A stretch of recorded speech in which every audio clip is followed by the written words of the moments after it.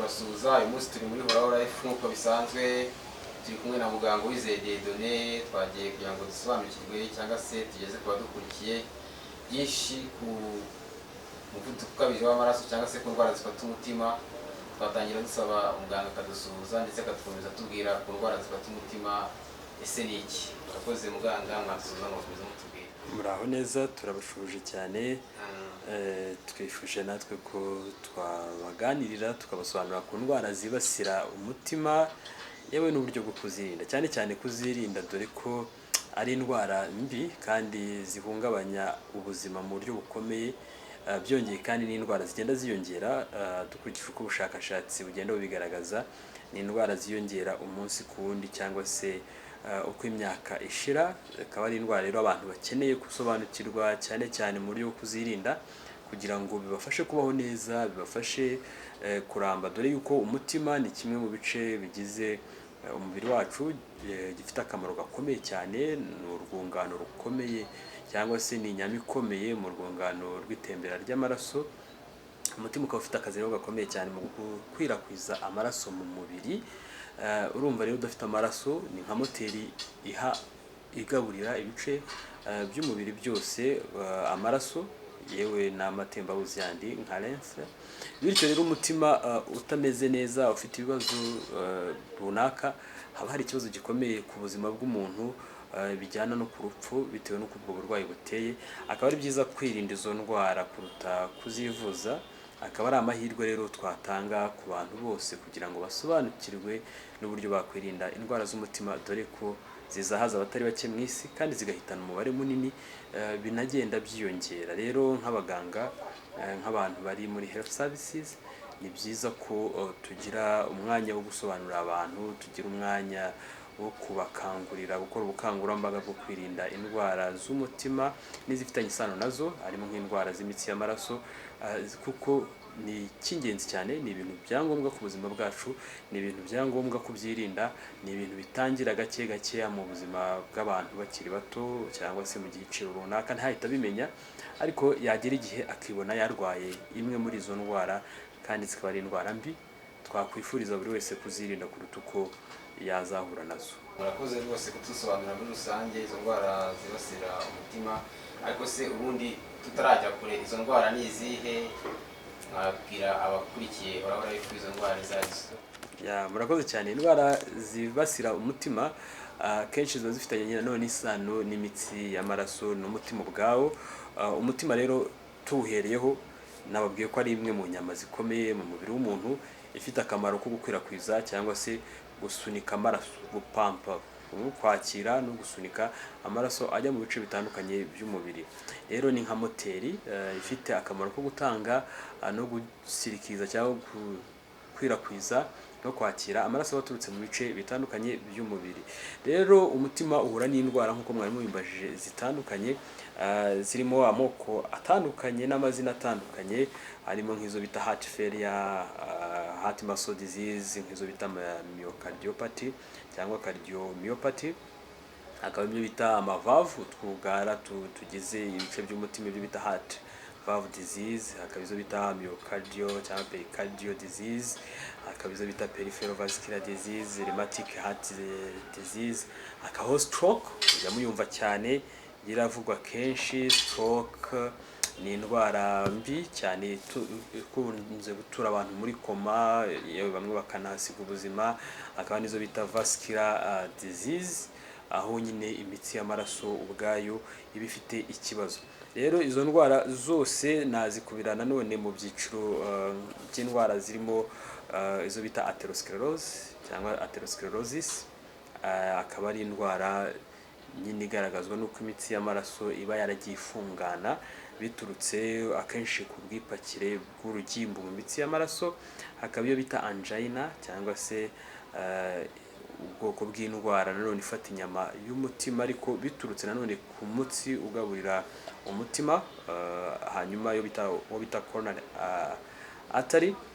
Hakaba niyo bita heart attack, aho nyine umuntu ashobora kumubwira yenda ngo umutima kwa kundi bavuga ngo umutima wahagaze. Akaba ari indwara irangwa no kunyama y'umutima iba yagize ikibazo ikasa nk'ipfuye cyangwa se ikabura ubuzima biturutse nanone akenshi ku kubura umwuka mwiza wa oxygen biturutse kuri wa mutsi ugabura inyama y'umutima wazibye. Uzibywa n'iki? Ushobora kuzibywa n'ikibumbe cy'amaraso, ushobora kuzibywa na bya binure cyangwa urugimbu.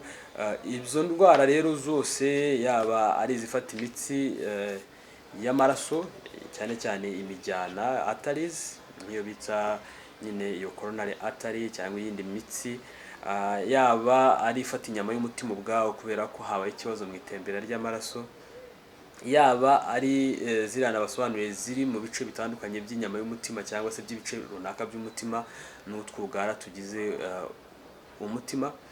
Izo ndwara zose zigiye zitandukanye ariko zigiye zihuza bimwe mu bimenyetso cyangwa se zifite imvo n'imvano y'ibizitera risk factors zifitanye isano, nk'iyo bita high blood pressure, umuvuduko ukabije w'amaraso. Ni ikintu kizwi cyane, ni ikintu gikunze kwigaragaza mu bantu benshi cyane cyane abantu batangiye kugira imyaka iri hejuru ikuze. Umuvuduko ukabije w'amaraso akaba ari indwara mbi, murawumva akenshi uturuka nanone mu miterere y'imitsi y'amaraso, bijyana nanone ku guhungabana no gukora nabi k'umutima n'ibindi bice by'umubiri bigahungabana, ko ni indwara ihungabanya. Indwara ibaye ku mutima akenshi ihungabanya ibindi bice hafi ya byose by'umubiri. Habaho n'indwara rero yibasira umutima ariko binyuze mu kuba umubiri ufite urugimbu rwinshi, ibyo bita high blood lipid. Mu maraso atembera, mu maraso ari mu mubiri wawe hakaba harimo urugimbu rwinshi. Then hakaba rero n'indwara irangwa n'urugimbu rwinshi ubwarwo, kugira ibinure byinshi. Ibyo byose bijyana kuri za ndwara nari maze kuvuga. Kandi ibyo bita low density lipoprotein ni ubwoko bw'ibinure bibi cyangwa se umubiri ubundi utakabaye ukeneye kubika. Iyo bibaye byinshi rero nibyo byipakira kuri ya mitsi y'amaraso igafungana, bikajyana kuri za ndwara navugaga zirimo atherosclerosis, amathrombosis na arteriosclerosis. Izo ni indwara zijyana n'uko imitsi y'amaraso yagize ikibazo, hakaba habonekamo ibibumbe se by'amaraso by'urugimbu se, hakaba habaho gufungana kw'imitsi y'amaraso, bityo ibice umutima agomba kugaburira amaraso n'umwuka mwiza wa oxygen yewe n'intungamubiri zitandukanye ziba zaturutse mu byo kurya twariye ntizibashe kugera kuri ibyo bice, bityo ibice by'umutima bikagenda byangirika, ari byo bivamo ziriya ndwara zitandukanye nababwiye mbere, nka angina pectoralis, nka atherosclerosis cyangwa se heart attack cyangwa heart failure. Umutima ukaba wapfa, nyine guhagarara k'umutima umuntu kumva yituye hasi, bakavuga yazize indwara y'umutima. Rero izo ndwara z'umutima ziri muri ibyo bice bitandukanye bitewe n'igice cyangiritse cyangwa cyagize ikibazo yewe n'icyabiteye. Murakoze cyane kutubwira izo ndwara izo arizo. Hanyuma se umuntu yakibaza ubundi izo ndwara umuntu yazirinda gute? Icyo ni cyo kibazo cyiza gikomeye cyane twakabaye buri wese agerageza nibura gukoraho igisubizo. Ni nayo mpamvu dushaka kuhabasobanura kugira ngo tubyumve kimwe. Ni ibintu by'ingenzi cyane kuko kwirinda indwara z'umutima ni ikintu gikomeye kandi ni ikintu buri wese yagombye kumva neza. Rero indwara z'umutima kenshi zitangira abantu bakiri batoya cyangwa se ikibitera bitangira umuntu akiri muto, cyane cyane kuri iki gice kijyanye n'imitsi y'amaraso igenda ijyaho urugimbu. Ushobora gutangira in early ages, mu muntu akiri muto, akiri ingimbi, ariko akazagira uburwayi mu buryo bugaragara nyuma. Rero kubyirinda, ikintu cya mbere umuntu yagombye gukora ni ukurya neza. Kurya neza ntibivuga ko abantu kera bari babivugaga. Kurya neza ni ukurya amafunguro ari equilibre cyangwa se yujuje intungamubiri umubiri wawe ukeneye ku kigero n'imyaka umuntu aba afite, cyane cyane umuntu akirinda kurya amafunguro akize ku rugimbu rwinshi. Rwa rugimbu nababwiraga twita low density lipoprotein, ni ubwoko bw'urugimbu rubi rujya kwipatira ku mitsi y'amaraso. Urwo rugimbu dushobora kurusanga mu nyama z'inka, beef, cyangwa se tukabusanga mu mavuta y'inka n'ayandi mavuta atandukanye, fromage se, mu mata menshi, ko umuntu anywa amata haba harimo urwo rugimbu, coconuts n'amavuta aturuka ku ngazi, aya mavuta twita amamesa murayazi. Ibyo byose bishobora gutuma urugimbu rwiyongera mu mitsi y'amaraso, bikajyana ku gufungana kw'imitsi y'amaraso, bikajyana kuri bwa burwayi nababwiraga burimo nka angina cyangwa angina pectoralis, burimo heart attack, yewe birimo na atherosclerosis cyangwa atherosclerose. Ikindi tugomba kwirinda kurya umunyu mwinshi. umunyu mwinshi ushobora gutuma umuvuduko w'amaraso uzamuka akaba atari mwiza. Ni inama nziza kutarya umunyu mwinshi no kutarya amasukari menshi, amatriglyceride menshi. Tugomba kubyirinda ni byiza cyane. Ugomba kurya ibyo umubiri wawe ukeneye ku kigero kiringaniye. Hanyuma tugomba kandi kugabanya ikigero nyine cy'aya masukari dufata. Hari ukuntu umuntu arya isukari nyinshi atabizi, ugasanga urarya keke, ukarya umugati urimo shuga, ukarya umuceri, ukarya kawunga, ukarya ibintu byose by'ibinyamasukari, ukanywa amaji akoze arimo amasukari menshi, cyangwa tugura ku masoko abarimo amasukari menshi n'amapreservative n'amakonservative.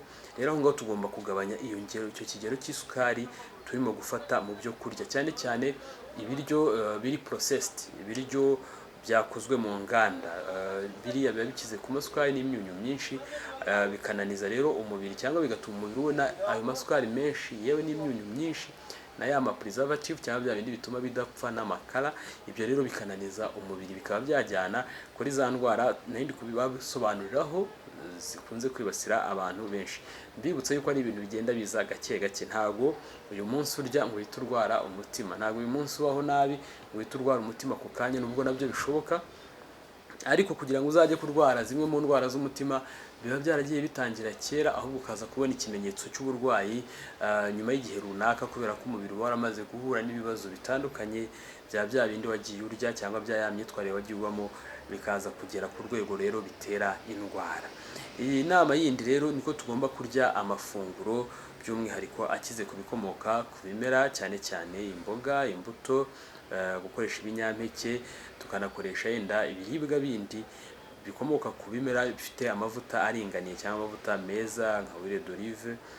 Hari ukuntu bigabanya ingano y'ubwoko bubi bw'urugimbu ndetse bigafasha umutima gukora neza. Amafunguro rero aboneye ni ikintu cy'ingenzi cyane, kuko afasha nanone kugabanya ibyago byo kurwara indwara z'umutima. Urumva iyo turiye imbuto ku mafunguro yacu, tukabona imboga, tukanywa amazi ahagije, aho ari ikintu gikomeye cyane, kuko bituma umubiri uhorana imbaraga. Tukarya ibikomoka ku binyampeke cyangwa se ibinyampeke ubwabyo, tukirinda kurya ibikorewe mu nganda byinshi, tukirinda kunywa amasukari menshi, tukirinda umunyu mwinshi. Ikindi niko ari byiza kwirinda kunywa itabi n'inzoga nyinshi. Itabi ni kimwe mu biyobyabwenge bikomeye cyane ku isi, byangiza ubuzima bwa benshi ndetse bukaba bwageza ku byago byinshi bitandukanye, birimo indwara nyinshi z'urudaca zishobora kwibasira umutima, ibihaha n'ibindi bice bitandukanye by'umubiri. Rero buriya mu itabi habamo ibinyabutabire byinshi, cyane cyane byikizemo icyo bita nicotine, birenga 4800. Ibyo binyabutabire byose bifite ingaruka mbi, cyane cyane iriya nicotine tuvuga, ku mutima yewe no ku bihaha. Bityo nicotine iba mu itabi ifite ingaruka mbi cyane mu gutuma habaho gufungana kw'imitsi y'amaraso, narrowing of the arteries, bijyana kuri ya ndwara nabasobanuraga nka atherosclerose, bijyana ku ndwara y'umutima. Ushobora gutuma umutima uhagarara cyangwa ukakurya cyangwa ugakora nabi, ugateragura, ukajya utera inshuro nyinshi mu munota, ukagira amatashikardie, tukagira umuvuduko ukabije w'amaraso. Itabi rero ni ikintu cyo kwirinda, ni ikintu cyo kureka burundu, kuko itabi ni ribi, yaba ari ukurinywa wowe ubwawe cyangwa kurinywera mu ruhame, kuko utari kurinywa ukarimunywera uruhande arinywa kukurusha, kuko wararihumeka, akaba ari ribi rero ku buzima, ku bidukikije. Abantu bamwe itabi babishoboye barireka, ariko batabishoboye bakagerageza gukoresha ingano nke cyane ndetse ntibarinywere mu ruhame. Rero kunywa itabi cyangwa se biriya binyabutabire biba mu itabi bya nicotine bizamura umuvuduko w'amaraso, kandi bigatuma habaho gufungana kw'imitsi y'amaraso, bigatuma umutima uteraguzwa cyangwa ukajya utera inshuro nyinshi. Ubushakashatsi rero bwerekanye kandi ko inzoga nanone nyinshi ari mbi cyane ku mutima w'umuntu cyangwa ku buzima, kuko zituma umubiri ukora nabi, zikaba zazamura umuvuduko ukabije w'amaraso. Ariko kandi nanone ubushakashatsi bwinshi bugaragaza yuko kunywa inzoga nkeya, igipimo gitoya cyane cyane nko gukoresha amavin akomoka ku mizabibu ku ngano nkeya cyane, bifasha umutima, bigafasha n'imitsi gutuma itaziba cyangwa se idafungana, bityo bikaba byatuma umutima ugumana ubuzima bwiza. Ariko tubibutsa yuko kunywa inzoga ku kigero kiri hejuru byangiza umutima, byangiza ibice bitandukanye by'umubiri, akaba ari ibintu tutagiramo inama abantu. Byaba byiza kunywa nkeya cyangwa kuzihorera kugira ngo ibyago bikomoka kuri zo tubyirinde kuruta uko twabyivuza. Rero tutibagiwe ko gukora imyitozo ngororamubiri ari ikintu cy'ingenzi, ni inama y'ingenzi cyane, kuko umubiri w'umuntu ntabwo ugenewe kubaho mu buryo buri sedentaire cyangwa kubaho bugumye hamwe. Gukora imyitozo ngororamubiri ni igikorwa cy'ingenzi cyangwa se ni imwe muri discipline umubiri w'umuntu ukeneye, kuko gukora imyitozo ngororamubiri mu buryo buhoraho birinda indwara z'umutima ku kigero cyo hejuru cyane, bigafasha kugira ibiro biringaniye cyangwa se kutagira ibinure byinshi mu mubiri n'ibiro byinshi, dore yuko kubona umuntu abaye munini burya ntabwo ari ubwiyongere bw'inyama, ubundi ni ubwiyongere bw'ibinure mu nyama. Uko ibinure byiyongera rero mu nyama bigabanya ubushobozi bw'umubiri mu kubasha gukora, cyane cyane mu gutembereza no gukwirakwiza amaraso ku bice no ku tunyangingo dutandukanye, bikaremerera umubiri ukananirwa gukoresha neza ibice byawo, bityo bikananiza n'umutima, kubera ko ya mitsi y'amaraso nayo ijyaho rwa rugimbu, ijyaho bya binure, amaraso akagenda ku buryo bugoranye, bigasaba rero umutima imbaraga nyinshi. Rero ibiro byinshi cyangwa ibinure byinshi, umubyibuho ukabije ubwabyo ni indwara mbi ku mubiri w'umuntu, bityo gukora imyitozo ngororamubiri akaba ari ikintu cy'ingenzi kugira ngo habeho kugabanya ibyo turya buri munsi by'amasukari no kugabanya urugimbu umubiri ubitse, bityo bigafasha amaraso kugumya gutembera neza, bigafasha umutima kugumana imbaraga, bigafasha n'ibindi bice by'umubiri kuruhuka no gutakaza imyanda biba byibitsemo. Rero gukora imyitozo ngororamubiri kandi bifasha kugabanya stress. Stress ni kimwe mu bibazo byugarije abatari bake mu isi kubera imibereho n'ubuzima bwa none. Rero gukora imyitozo ngororamubiri ni kimwe mu bintu bishobora kugufasha exercice physique kugabanya umunaniro. Imyitozo ngororamubiri irimo amoko menshi, kuva ku myitozo umuntu ashobora kwikoresha kugeza ku myitozo abantu bashobora gukorera hamwe. Ni byiza ko buri wese rero agerageza kubaho afite imyitozo ngororamubiri akora, agira discipline y'imikino agerageza gukina kugira ngo abeho neza. Kandi gukora siporo cyangwa imyitozo ngororamubiri bifasha kuringaniza ikigero cy'isukari n'ibinure umubiri ubitse, kandi bigafasha noneho gutuma amaraso atembera neza, bikarinda wa mutima kwibasirwa n'uburwayi buturutse ku bwiyongere bw'urugimbu, ku bwiyongere bw'ibinure, ku bwiyongere se bw'imyanda ibiri mu mubiri, bityo bikaturinda indwara nabwiye haruguru zirimo atherosclerose, zirimo kwa gufungana kw'imitsi y'amaraso, thrombose, kuba mu maraso yawe habonekamo ibibumbe, yaba ari ibibumbe by'ibinure cyangwa se bindi, ariko akenshi by'ibinure bijya gufunga imitsi y'amaraso bikaba byajyana ku kibazo gikomeye ku mutima.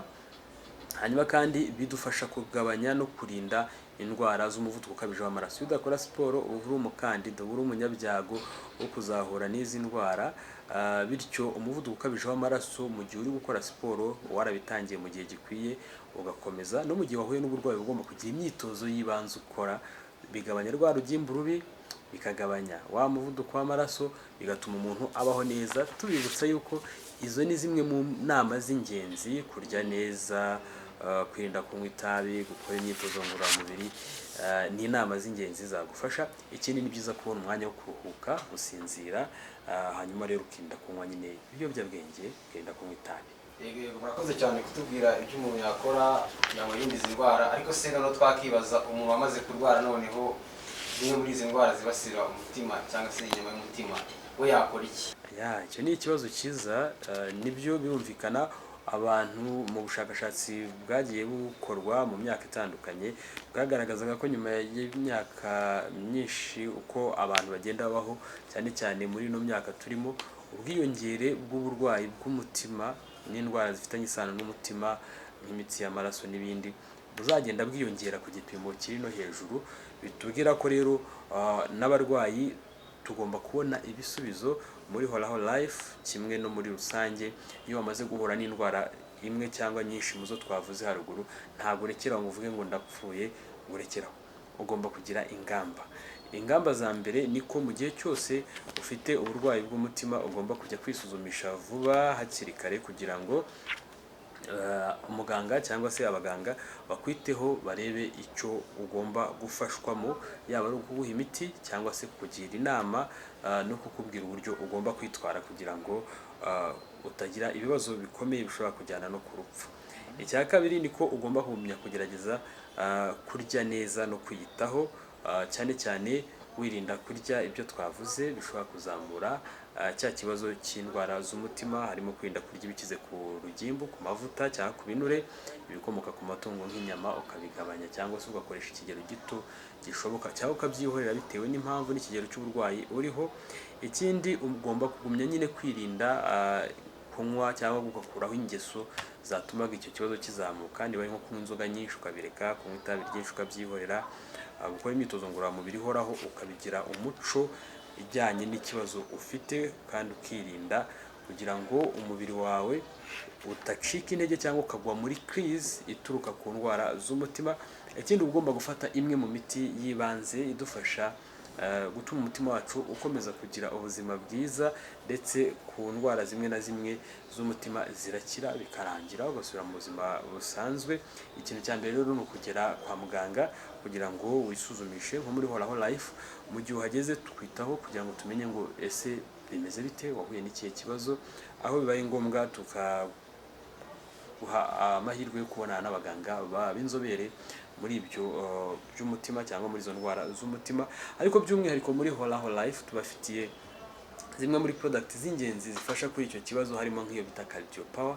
Cardio Power ni umuti cyangwa ni product, ni food supplement y'ingenzi mu gufasha abantu bafite ibibazo by'umutima, cyane cyane ikibazo bita angina pectoralis, kubabara mu gatuza ukaribwa cyane bituruka ku mutima uba wagize ikibazo cyo kubura oxygen ihagije, kubera ko umutsi ugaburira inyama y'umutima ufunganye cyangwa se hari icyazibyemo, nababwiyemo nk'urugimbu, bigatuma oxygen cyangwa se umwuka mwiza wa oxygen utagera ku nyama y'umutima uko bigomba.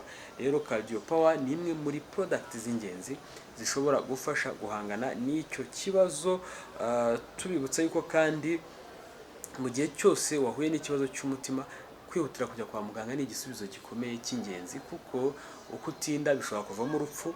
Mu gihe umutima umaze hafi iminota cyangwa amasegonda 30 hari igice runaka kidakora neza, gishobora gupfa. Kandi gupfa kwa kimwe mu bice bigize umutima cyangwa imitsi iwugaburira bivuga urupfu, cyangwa se bifitanye isano no kuba wapfa mu buryo bwihuse. Bityo rero ni byiza kwihutira kugera kwa muganga cyangwa se ku ivuriro rikwegereye vuba bishoboka, mu gihe cyose ufite kimwe muri biriya bimenyetso nababwiye, nko kubabara mu gatuza, kumva uri gutakaza imbaraga, kumva utameze neza, kumva umutima utera nabi. Ni byiza kujya kwisuzumisha kugira ngo bamenye ikibazo gihari. Dufite kandi product bita Deep Sea Fish Oil, akaba ari nziza cyane mu gukura urugimbu ruba ruri mu mitsi y'amaraso, hanyuma imitsi y'amaraso yawe ikaba imeze neza, igashobora gutambutsa amaraso neza ku bice bitandukanye by'umubiri, yewe n'intungamubiri zindi ziba ziri mu byo twariye n'ibindi bice cyangwa se ibindi bigize umubiri uba ukeneye. Haba harimo ibintu byinshi, hari imisemburo, hari intungamubiri, hari umwuka mwiza n'ibindi, amazi n'ibindi.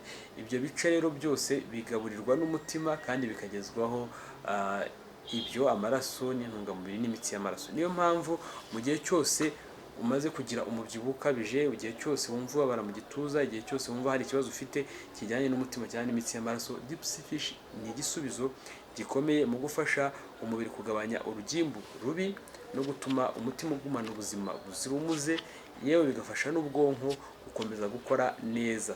Rero muri Horaho Life murahasanga product nyinshi zirimo nk'iyo bita Super Q10. Super Q10 ni coenzyme 10, ni ingenzi cyane mu kubaka ubushobozi bw'umubiri mu kubona energy, mu kubona imbaraga. Super Q10 zibaye nkeya cyangwa se ari ntazo ntago waba uriho. Rero Super Q10 nayo ni imwe muri product z'ingenzi zongera kuzamura imbaraga z'umutima n'utunyangingo twawo, umubiri ukabasha gukora neza. Hariho Lipid Care idufasha nanone gukura bya binure mu mubiri, bityo umubiri ugasigarana ibinure by'ingenzi ukeneye gukoresha kugira ngo utarwaragurika. niyo mpamvu rero muri Horaho Life hari product nyinshi zifasha umutima kandi z'ingenzi cyane ku bantu bafite ibibazo by'umutima, dore ko cyane cyane mu gihe cyo wivuza indwara z'umutima n'ubundi uhura n'ibibazo, amakomplikasiyo atandukanye, yaba aturutse kuko umubiri wawe utashoboye kwakira iyo miti ako kanya, yaba ari iturutse kuko umutima wawe wagize intege nke cyangwa umubiri wawe ufite intege nkeya. Rero gukoresha zimwe muri product zizewe ziri naturel, umwimerere, zikomoka ku bimera cyane cyane gakondo, hatagizwe ibindi bintu byongeramo, bifasha umutima bigafasha n'ibice by'umubiri gukora neza no guhangana na ziriya ndwara twavuze haruguru, kandi zimwe zirakira bikarangira umuntu agakomeza mu buzima busanzwe bitabujije indi miti ikenerwa yo kwa muganga, kandi tutabujije ko mujya kwivuza hakiri kare kugira ngo tubashe guhangana na zimwe mu ndwara zibasira umutima. Yego murakoze cyane, ndumva ndetse musoje mutubwira ko no muri Horaho Life mufite product zitandukanye zifasha kuri ibi bibazo by'indwara zifata umutima. Ese Horaho Life mukorera hehe? Muri bakeneye yabasanga hehe? Mwatubwira. Murakoze cyane, turabashimiye. Adresse yacu mwadusanga mu mujyi wa Kigali kwa Rubangura, mu mujyi rwagati, mu nyubako ya Rubangura mu igorofa ya 3 umuryango 302. Ushobora no kuduhamagara kuri 0788 689 nimwibagire gukora subscribe kuri Horaho Life Rwanda kugira ngo mujye mubasha gukurikirana ibiganiro byacu uko tubibagejejeho, kandi tubibutse yuko kurinda umutima, kurinda indwara z'umutima ko zitwibasira ari ukuharanira kugira ubuzima bwiza. Horaho Life natwe tukaba duhari kugira ngo tubibafashemo, cyane cyane tubaha inama n'inyunganiramirire zikwiye zijyanye n'ibibazo bitandukanye by'umutima umuntu yahura nabyo, tubafasha kubyirinda kandi tubafasha kubaho neza nk'ibisanzwe. Mudukurikirane rero kandi mukore subscribe na share ku bandi. Ubuzima bwiza mwibuke yuko ari byiza ko tubusangiza n'abandi. Turabashimiye cyane. Murakoze cyane.